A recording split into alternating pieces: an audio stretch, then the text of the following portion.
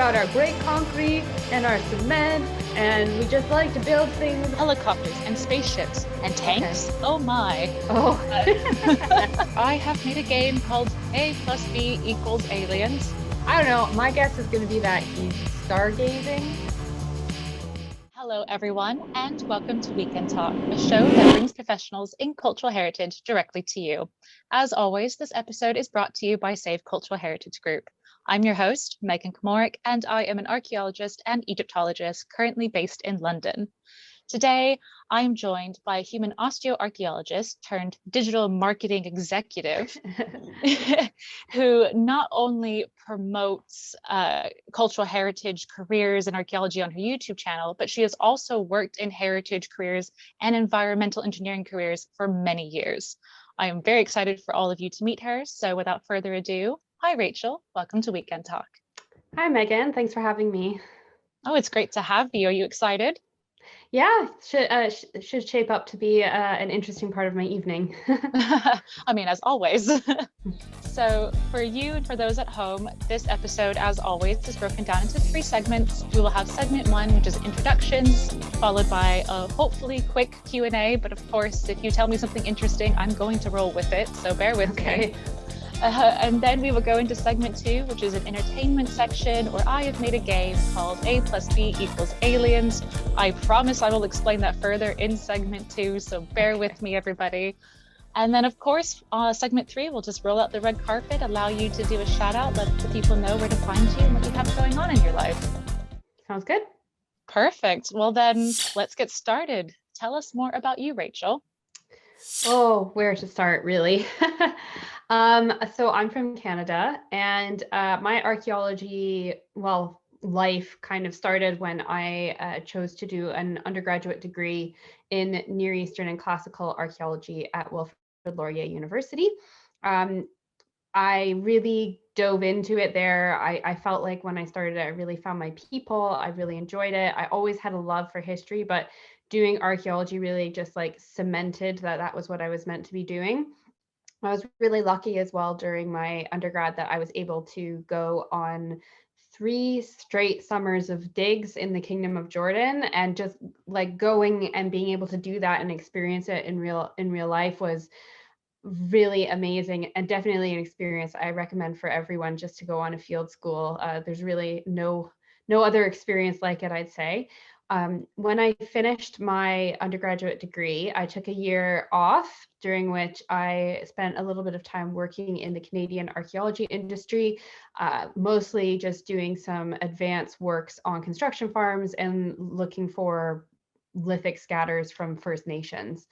And other remains as well, but it predominantly ended up being lithics.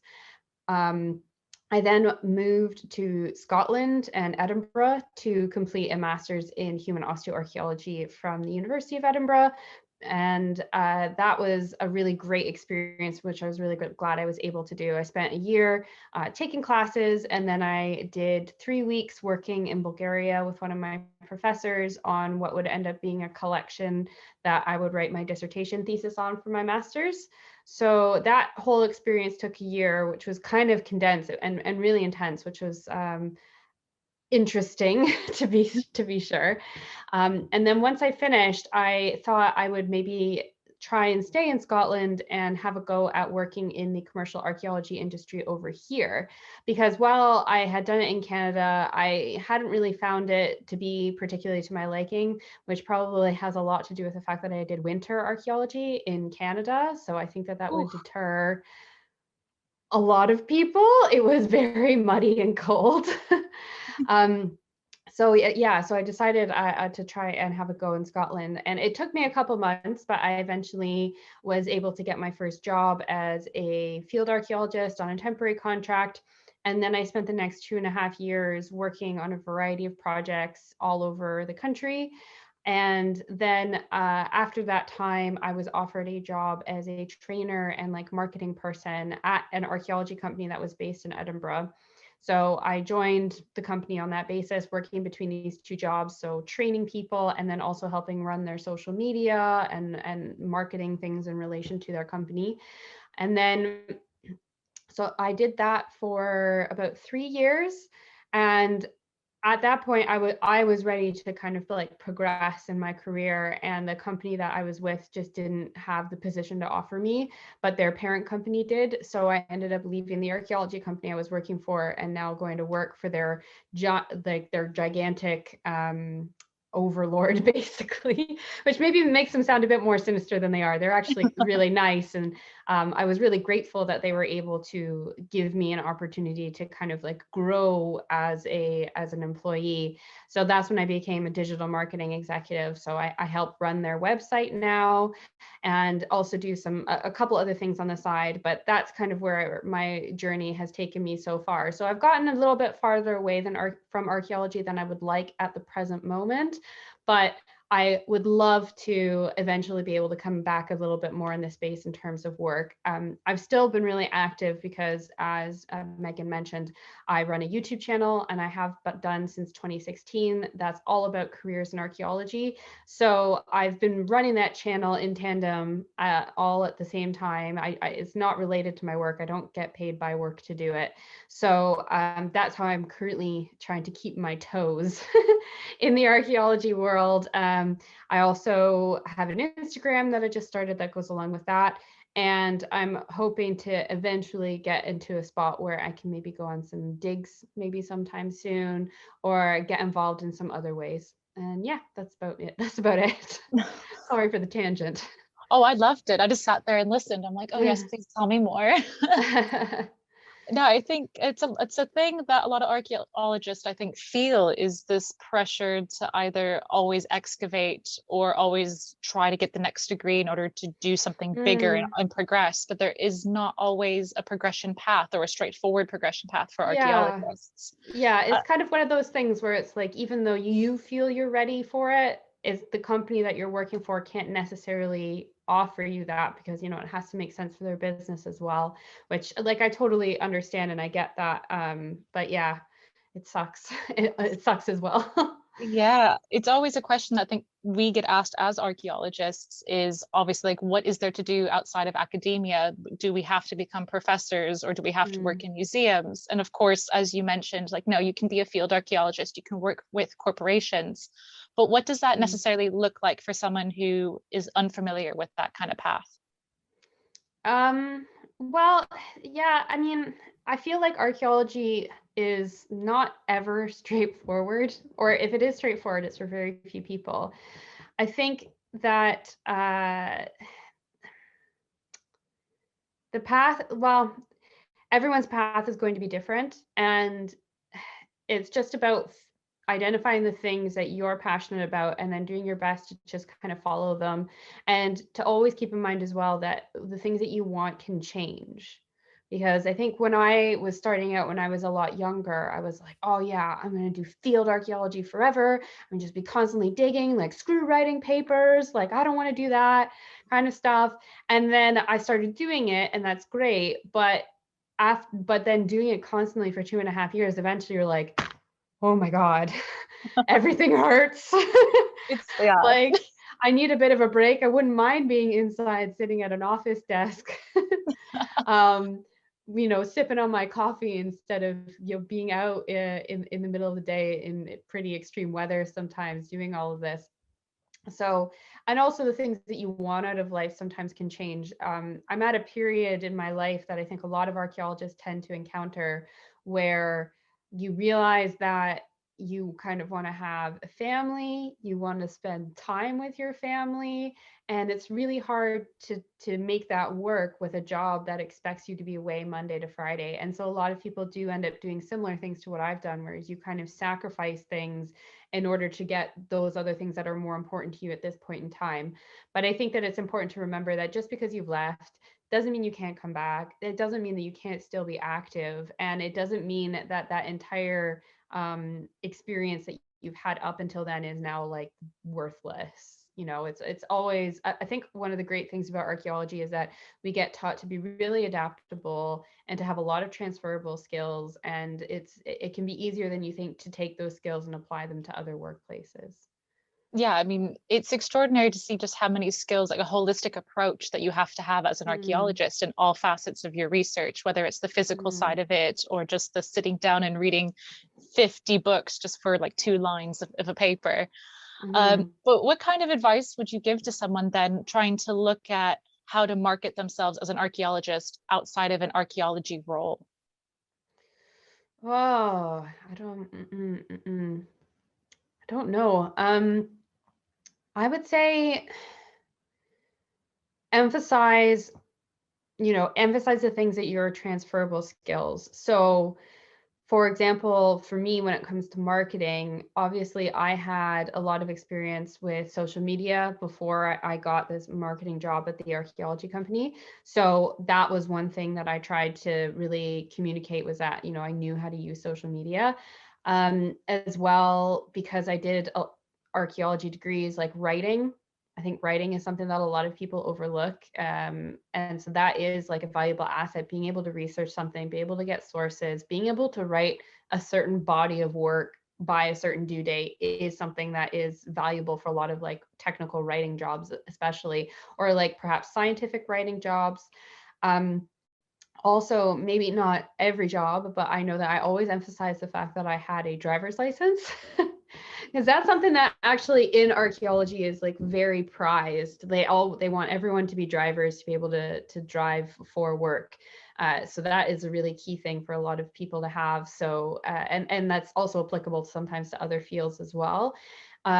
Also, any technological stuff that you're able to do. So if you think about things that you're learning during courses, especially like learning how to do Word. One of my very first job that I worked for, um, the people that worked there weren't as technically competent as I was, and it ended up being one of my jobs at that. Sorry, one of my like tasks at that job ended up being formatting all their reports because I Wow. knew how to like do things in Word, insert page breaks instead of just pressing enter to get something onto the next page, or, doing all the formatting so that all the headings are the same and these things stay there, like that kind of stuff. So I learned how to, like, some of it I already knew, some of it I just learned on the job, but that was a really valuable skill for them. Also, like anything to do with Excel that you're having to learn a lot of the time when people are doing like dissertations or something, you're having to do probably a lot of work in databases, whether or not you're doing it in like coding languages or scripts or whatever, or software, or if you're doing it on something as basic as Excel. That is a really valuable skill. I can't emphasize enough how much more I use Excel than I ever thought that I would in my job. um, Another thing that I think maybe some people overlook is photography. So I don't know about everybody else, but when I was doing my field schools and stuff, my professor was very particular about what her photographs would look like, and or what they were supposed to be like in the field. And then I learned a lot as well about like size of images, and you want something high res instead of something like this and whatever. And that's something that I've been able to take over as well, is being able to just pick out like a good photo and B, knowing enough about images to be like, okay, well, this is high res or this is low res. And I need, especially for my job working on a website, being able to pick images and make sure that they're the correct sizing has a lot more to do with my job than I ever thought it would.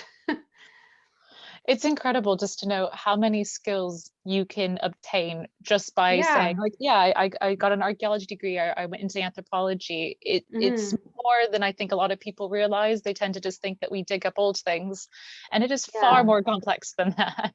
Or even if you end up like leading a team or something like that. Like I think one of the things when I applied for my training job that I said was, I worked as a square supervisor. So even though I wasn't paid, I was supervising and teaching two people. So I was in charge of them. So I was in a leadership role. So that is definitely something that you want to kind of highlight in a job advertisement. Like the things that you do in the field are equally applicable in life, like project management.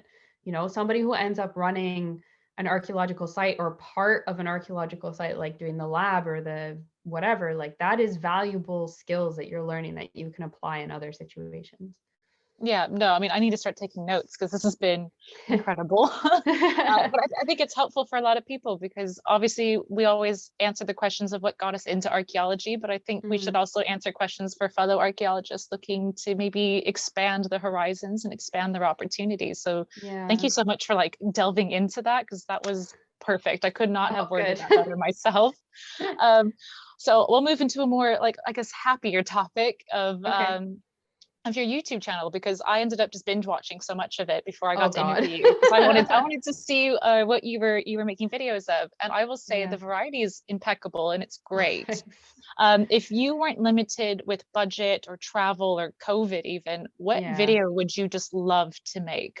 Oh, a day in the life of the archaeologist. That has been like the video in my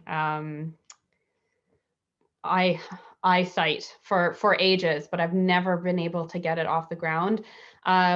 Mostly because like when I was working at an archaeology company, you know, I can't just go up to them and be like, hey, you want to pay me to do something that technically only really benefits me, kind of thing. And then there's also, as well with commercial archaeology, this whole extra layer of client confidentiality. So a lot of the times they can't talk about their sites until they have it signed off by a client. So I can't talk about something without having to go through a lot of different stages of people approving things. So I've never really been able to make it work through work, which was the most obvious place for me to be able to get it from. And then I've just not had time or money to really find a field school that I can then go and do this on. Because I'm sure I could find a field school that would be like, yeah, go ahead, do whatever you want. But finding the money to be able to go on that kind of a field school and the time to do it as well, because then I would have to take time off of work, is a bit more difficult. And also, you know, ideally I could find something on the weekend, but that's also my weekend. So Yeah. so yeah. Oh, yeah. I mean, it's one of those things like when you said that, I was even trying to think of, could I have done that when I did field projects? Because I've worked in Peru and in Belize and in Egypt. And all of that, like when you said you have to get the client permission, I'm thinking I have to get antiquities permission, and that would just be as difficult. And then you have to worry about your filming equipment. Like, how are you gonna record it? Are you gonna put it on a tripod? Because I left my phone out once in Belize and it was kidnapped by a monkey. So I don't know how leaving my recording device out would go. But it would make for entertainment if it was possible to do. And I think if you do get the opportunity, it's going to be extraordinary, and all of us would be watching that. Oh, thanks. I mean, it's really too bad that I never got to do it through work because I had it all in my head that I was just going to do it like I was going to get given something to do for the day, set up one of their cameras on a time lapse on a tripod and just put it and have it angled so I was watching what I was doing, do all of that. And then, you know, each time I had a lunch break. But I'll start over. So like I had it all in my head. I was going to just get given something to do. I was going to set up a camera on a tripod and do a time lapse. And then, you know, at either mid-morning break and then lunch break, I can kind of turn things off or maybe do like a little like, this is what I've done so far kind of thing, and then just kind of do it over the life of a day, and then also kind of have it sandwiched at either end with a bit more of a vlog of like, all right, so I'm up at 5 o'clock in the morning and this is what I'm having for breakfast kind of thing, and to actually show what the entire day is like. It's, you know, things don't just start and end at the field. I think people are also sometimes interested in what goes on the evening, even if most of the time it's probably like, I'm going to get home, make dinner, watch TV and go to bed. Yeah, exactly. And a lot of people tend to forget just like how much more work there is after you're done with the field work. I mean, you have to think about your lab work and your cataloging and all of the writing. And at the end of the day, you're just so thankful that you get to sit down and have a meal and watch TV and go to sleep. Yeah, exactly. That's the thing is like, I mean, field work, it's exhausting, but there's a certain satisfaction to it because you go to bed every day and you really don't have a hard time falling asleep. So Yeah, so true. If you feel like you're awake, that's a lie. You'll be asleep in 2 seconds. yeah. So with your YouTube channel, obviously you, as you said, like you want to do this video and you would love to do that type of video. But so far, what has been your favorite video that you've been able to create? Ooh. Well, it's more of a series. So I started last year actually doing what I call Ask an Archaeologist, which is kind of a similar format to this. And I basically have just been going around interviewing friends and professors about their lives as archaeologists. And it was really cool. I kind of started it off with this with a friend that I met through something else called Jeanette. And we had never actually previously met in person. And we just had this Skype session and I recorded it on Zoom. And we just had so much fun talking to each other and just created so much of a rapport between ourselves because we found like all these things that we had in common. So I came away from it being like, oh my gosh, I have like a new friend. This is great. I also interviewed one of my professors from Laurier, and it was really a really interesting interview to do because she was like the god of our department.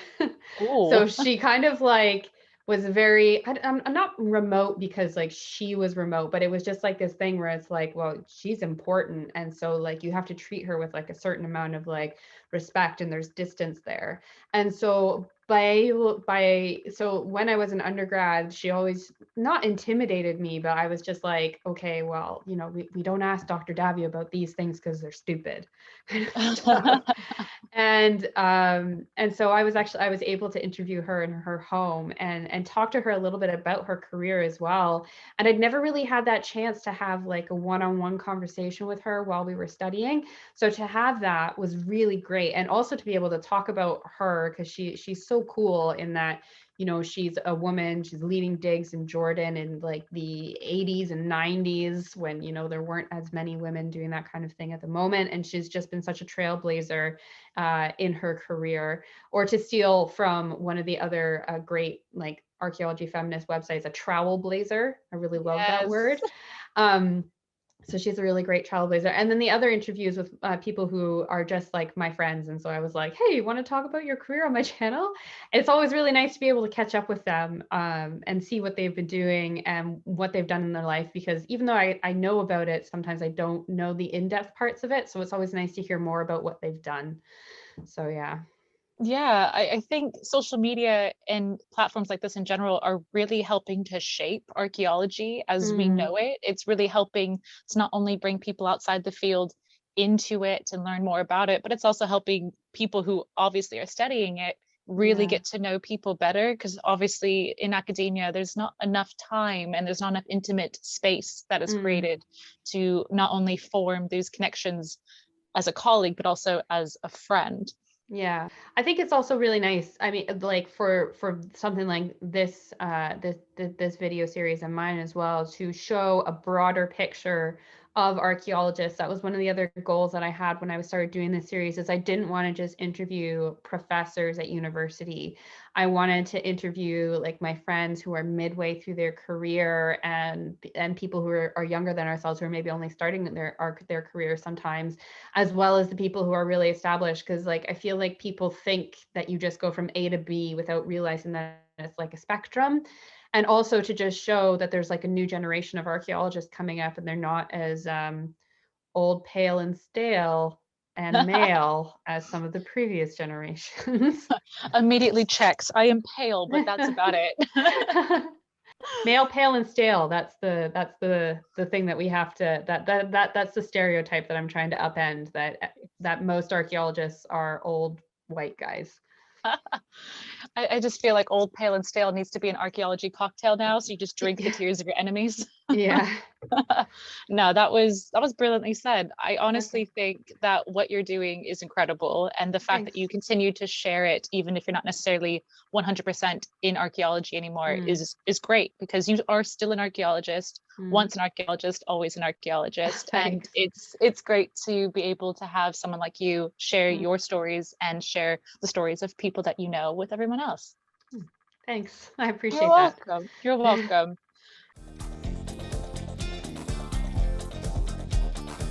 Welcome back. This is segment 2, our entertainment section, where I have made a game called A plus B equals aliens. Now, Please excuse that title. I was watching Ancient Aliens and drinking a bottle of wine while making this game, so you're in for a fun time. Okay. Basically, on your YouTube channel, I noticed that you have commented on ancient alien theorists in the Hmm. past, and you have done a review of Ancient Alien Show. So this is the game where I'm going to give you a picture like this, and it's going to be a popular argument from ancient aliens, and you're going to have to tell me like what the actual thing is going on. So this is Okay. actually the very first one. We can do this as like a trial to see how he goes. But basically, ancient alien theorists have said that there's pyramids all around the world, but none of these cultures ever interacted with each other. So how could they possibly come up with the same shape? As an archaeologist, how do they come up with such a similar shape? I saw a really good cartoon about this a while back, which was that was making fun of this whole theory about how it's like, well, if we stack blocks on top of one another in this shape, the building is quite sturdy. Basically, which I think really does a good job of kind of making that point that, building blocks just horizontally, eventually something's going to lean because, you can't always make sure that they're one on one. You're not going to build something that's in a spherical shape, right? So if you think about it, kind of left is to kind of just move things inward in this way. And that way you actually end up with an incredibly stable building that's not at as much of a risk of necessarily falling over as if something that was just a skyscraper, basically. And I think also, so I mean, I wouldn't say that any of these is necessarily a natural phenomenon, but I would also say it's mathematics at the end of the day. And Yeah. everyone at some point has mathematics. They discover mathematics. They learn how to use it, and they come to the conclusion that this shape is a shape that does pretty well for building gigantic monuments that are going to last. And then so they use it. I'd also like Yeah. to point out one of the things that really bothers me about the pyramids thing in Ancient Aliens is that they're like, oh, well, they're all the same shape, so they must be the same. But they completely ignore the fact that they're used for different purposes. So if it was something where, these people, like aliens, came down and gave these people pyramids, and it was something that everybody was using, or it was something that was given to like different people on different continents, they would all be using it for theoretically the same thing. The Egyptians use it to bury dead. The ziggurats are temples. Same with the what is my my words just don't want to come out. The temples in Mesoamerica, the buildings in Mesoamerica, they aren't just temples, but they're just buildings. They get used for a variety of different purposes. They're not just limited to one or two things. So they're very diverse in what they get used for. So I feel like if it was something that they were all being given to us by the same people, they would all being used for the same purpose. Yeah, and I So think you said it perfectly, where obviously it takes level of mathematics, and humans learn mathematics whether they're aware of it or not. And that always yeah. tends to be an ancient alien thing where, oh, I couldn't do this without calculus, but they didn't have calculus. I'm like, well, just because one, they didn't have a written language, so you don't actually know. But two, Yeah. just because they didn't call it calculus or do the same numbers in calculations that we did, doesn't mean they didn't understand the science behind it. Yeah, or like it just buys into this whole thing of like ancient people are stupid because they didn't have Yes. iPhones. And it's Yes. like I always, actually, yeah. yeah. Yeah, I always say if you think of us today as people and you think of the past, so like we have the past, we have us, the future, and we have technology, and all of us are thinking it's a linear progression, obviously. But we tend Mm, to forget about wars and famines and natural disasters that have destroyed things over the years. So any mm, written knowledge we have is gone, any oral traditions could have easily been lost. So we're probably not at this peak, but we're probably here. So to say yeah. like, oh, we're so advanced, they shouldn't have this technology. I'm like, no, we're just really stupid. We should be more advanced because our ancestors had that technology. I mean, I was thinking about this the other day, like how different the world would be if the Great Library of Alexandria hadn't burned down, Yes. or if the Roman Empire hadn't collapsed. Yeah, right? How exactly. different would things be if the Roman Empire had just continued like do do do do do do? We've got our great concrete and our cement, and we just like to build things and whatever. Like, how much more advanced would we be if they had just continued on an upward trajectory? Yeah, it's very Exactly. interesting. Exactly. We can move on. We'll move on to picture two. We'll just have to continue Mhm. this conversation. But picture two, I call the Maya Rocket Man. And again, Okay. it's used in Ancient Aliens. And basically they say that this is an image of a Mayan person ascending in a rocket ship with an oxygen mask on his nose. And it's clear evidence that the aliens visited because this is a spaceship and they didn't know like a spaceship. So this is how they had to present it. But clearly How is that a archaeologists spaceship? I know. Clearly, archaeologists don't say that, I or don't see it. mainstream archaeologists don't say that. But so if you look Yeah. at the bottom, you'll see what they're considering to be flames. So that's like the Okay. rocket propulsion, and then Mhm. you can see that he has something attached to his nose, and that must be a rebreather. And because of his positioning, he looks like he's seated back into a rocket. But Mayanists, such as myself at one point, obviously don't agree with this. Do Yeah. you know what is being depicted here by chance? To me, it's okay. Mayans are not my particular area of expertise. And every time I look at their iconography, honestly, I'm so impressed that we've been able to interpret it because I'm like, what is going on? Like, I do not, I do not know how to interpret this. I don't know. My guess is going to be that he's stargazing, or like maybe is supposed to be going, maybe it is supposed to be a representation of someone either looking at the heavens or going into the heavens, but I doubt he's getting there via a rocket. So, I mean, yeah, that's a really good guess. I can show you the next photo because it's like a line drawing of this and okay. it kind of cleans it up a little bit better. Hopefully it helps. But this is actually a lid of a tomb, like a sealed tomb of Okay. Tikal, and it's a site at Palenque, Mexico. Oh And what yeah. this image is showing is the Mayan ruler, Pakal, Yeah. and he is in an intermediate area between the heavens and the underworld. So you have the heavens Mm, depicted with the world tree, which is a very ornate cross thing behind yeah. him. And then you have Xibalba, which is the underworld, which is why there's flames and things coming Yeah. from underneath. And it's 100% not a spaceship, but Yeah. it definitely shows someone ascending in a certain way, but it's Yeah. just not aliens. No. I mean, I would think if it would be a spaceship, it would be like a continuous thing over the motif would be like, it would be like a rocket ship over him, whereas you can see a really clear difference between the Shabalba stuff and then the world tree behind him. There would be a link between those two. It would be a solid structure if it was supposed to be a rocket ship. Like, come on. Yeah, exactly. I know they're fancy, but they're not that convoluted. Yeah. That was great. Okay, we'll go on to the next image, which I call helicopters and spaceships and Okay. tanks. Oh my. Oh. So this one is used very, very often. It's also on social media a lot, but this is Mm, obviously ancient Egyptian hieroglyphs. And people say, ancient alien theorists say that this is an image of a helicopter on the top in the center. To mm, the right, they say the top right is a tank. And then right below that, they say it's either a hovercraft or a spaceship. okay. But none of those images actually Mhm. exist in hieroglyphs. So do you know why these might be appearing?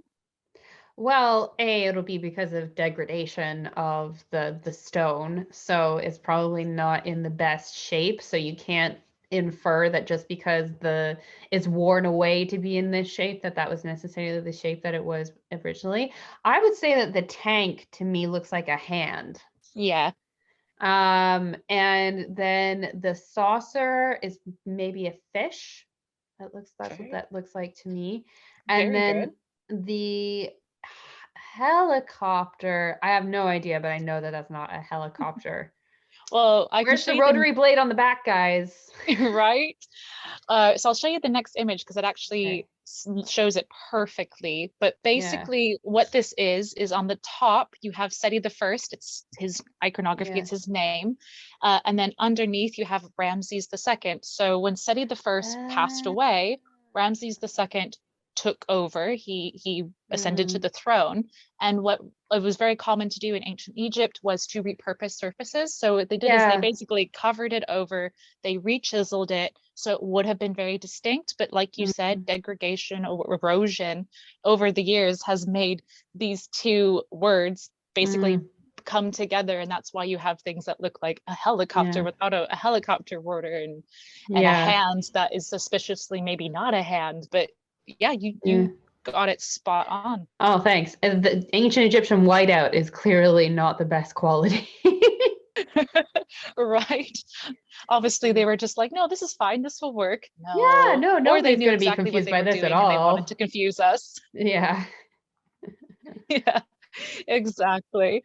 Okay, the next one is always a fun one. Again, very popular. So the next image is of Easter Island and what they call the floating heads. So this is another popular image from Easter Island. The theories or like the folklore behind this is basically that they either walked in place or were moved by music.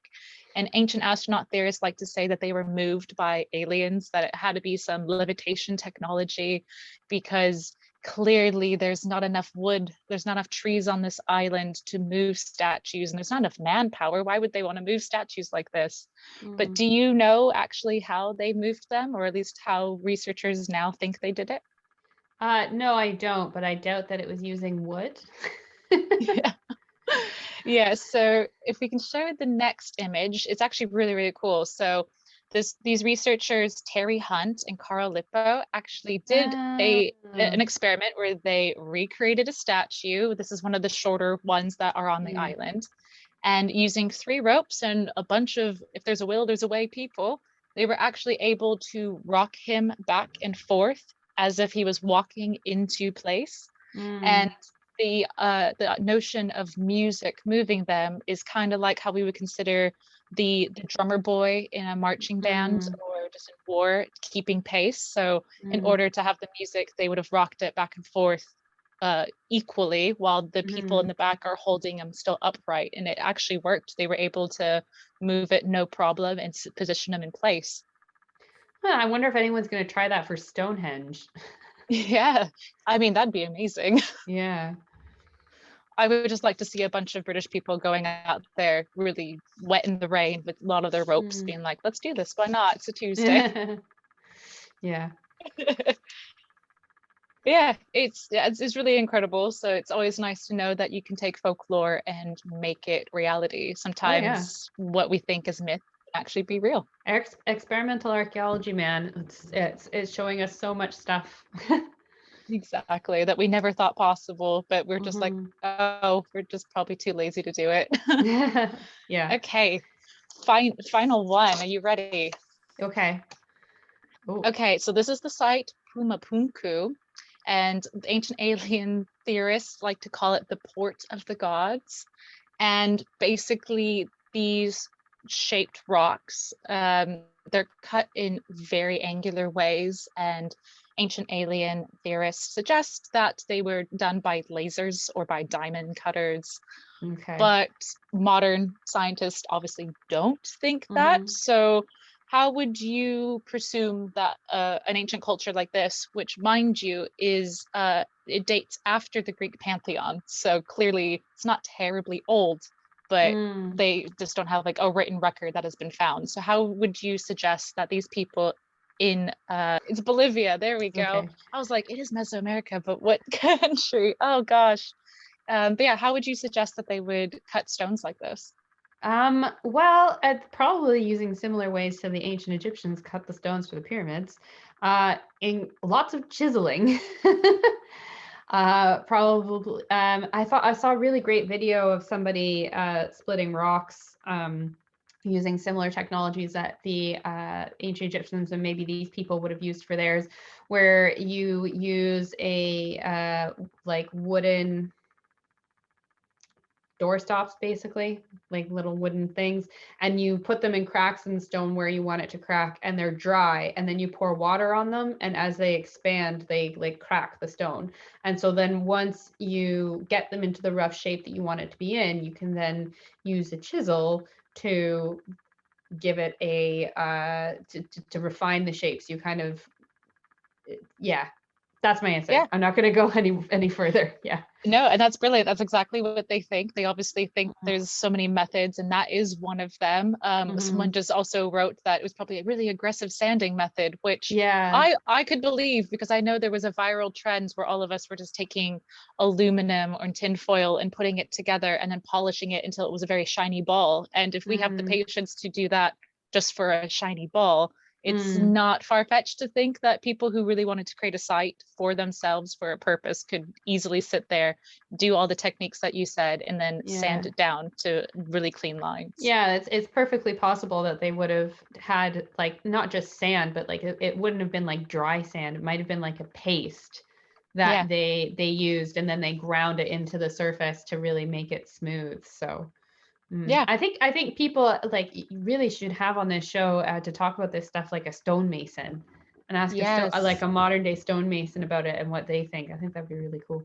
It would be extraordinary, because I think they tend to invite modern engineers on the show, which is still great.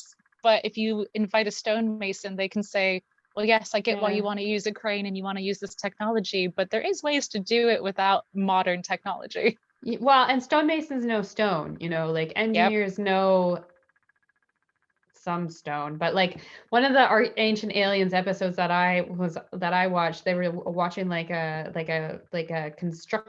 manager of a construction site or something like that, or like someone who's not involved in the day-to-day of the construction and what these things, and also someone who's clearly never studied history, and he was like, I don't really know how we do it without these machines. It's like, yeah, well, you've never had to think about that possibility, have you? Exactly. So no, it's so true. If it's not your common reality, and if it's not something you're thinking about, then of course you're not going to know. And of course, if you're put on the spot on a show, you're going to just draw a blank. Yeah, exactly. No, but you did great. You've survived Ancient Aliens. You have helped debunk future Ancient Alien theorists. Excellent. And you probably have not stopped the show, because let's be honest, it is a guilty pleasure and people still watch it. I don't think they're producing it anymore, though. So I think it's just you can just find the old seasons on Netflix. Okay, because I know, like, I saw season 16 and I went, how do they have 16 seasons? Well, maybe I'm wrong then. I don't know. There's too many. Too many to keep up with these days. Yeah. But I mean, thank you so much. You did it. You now get the reward for having the floor, and you get to tell us where to find you, what new projects you have coming up, if any, and just tell us about you. You have the floor. Yeah. So if you want to find me on YouTube, just search Rachelamun, like Tutankhamun, Rachel Amun, and you should come across my videos. I've got like probably at least over 80, if not over 90. So there's lots for people to watch on there. I also do talk a little bit about books and my bookshelf, because reading is like my second passion in life. So I've got some book recommendations even, and a little bit as well about sewing, which is my like tertiary hobby. I just have one small series of videos on that. But yeah, at the moment, I've just released my gift ideas for the holiday season. I've got lots of suggestions for presents if you're thinking of getting a loved one a gift this holiday season. And I am taking a little bit of a break off of making videos for the next couple months, because my life is just a bit crazy at the moment, because I'm getting married. So I'm just like, I need to devote all of my, thank you. I'm devoting all of my brain power towards making sure that is going to happen. So I'm going to be coming back in the spring, and I'm hoping that in my time off, I can make I'm hoping that in my time off, I can take some time to make some really interesting new videos for everyone, add to all of my series, and kind of really set things up so I can come back with a bang, so to speak. I am still active on my new Instagram, which I mentioned at the beginning, which is rachelamun.digs on Instagram. Pretty easy to find.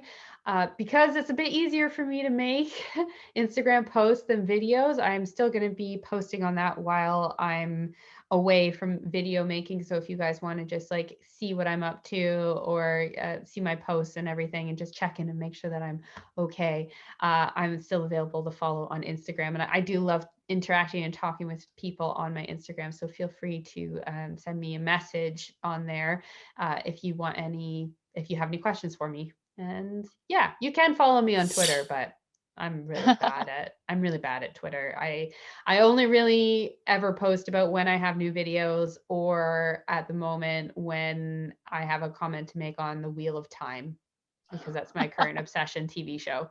So it's kind of limited to 2 topics. That's brilliant. I think just, okay, you got me sold on your Twitter now. There's only 2 topics. I can follow those. Yeah. No, thank you so much. I was going to say, with your whole like video of what to buy for Christmas for Archaeologist, I actually already owned one of them. Nice. Yeah. Oh, I put mine in my bedroom, or I'd bring it out and I'd be like, whoa. Yeah, like, look at me, I have a hard drive in here. I honestly, I wish that she would either make t-shirts or like fabric, because I would totally buy that pattern on like a t-shirt to wear. Yes. But maybe I'll message them and I'll see if I can convince them to do a special edition t-shirt for me. That'd be amazing. Just get a whole t-shirt mask combo going. Oh yeah. Oh, masks would be great too. Oh yes. Okay. If anyone liked this episode or thinks that's a great idea, leave a thumbs up right now, because I think we need a like spike just for that. Yeah, exactly. Well, thank you everyone who tuned in. If there was a question I did not ask, or you have suggestions for future guests or for future games, please leave a comment down below. Of course, if you want to be on the show, you can email us your CV, which is in the description box right now. If you want to see more videos like this, we post twice a month and we have fun here. So please subscribe to more. Thank you so much, Rachel. This was great. Oh, thank you so much for having me. Both Megan and the rest of the Safe Cultural Heritage group have really enjoyed. This has been a nice hour to spend my time on my Saturday night. So, yep. Always nice to meet and speak to other Egyptologists, archaeologists, whatever. I certainly, with COVID going on and not seeing as many people anymore, I miss all of that chat. So it's been lovely to have it with you guys tonight. Well, of course, we will have you back if you're interested. Of course. And until next episode, that's it. We survived. Yay! Bye, guys. Bye.